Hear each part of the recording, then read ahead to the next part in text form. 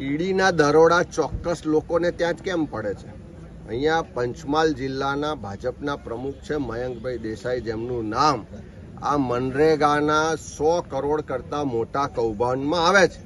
એના પુરાવા છે. બાજુમાં પૂર્વ મંત્રી બચુભાઈ ખાબડ ને એમનો પરિવાર કે જેમણે કરોડો રૂપિયાનો મનરેગામાં ભ્રષ્ટાચાર કર્યો છે. એવા ભાજપના નેતાઓનું લિસ્ટ બનાવીએ તો 1000નું લિસ્ટ બને.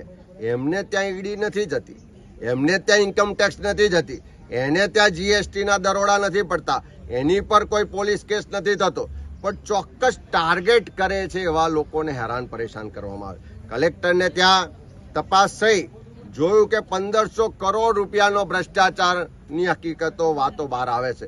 ત્યારે હજુ પણ એની જો ઊંડાણમાં તપાસ થશે તો એના છેડા પણ કમલમ સુધી જોડાવાના છે.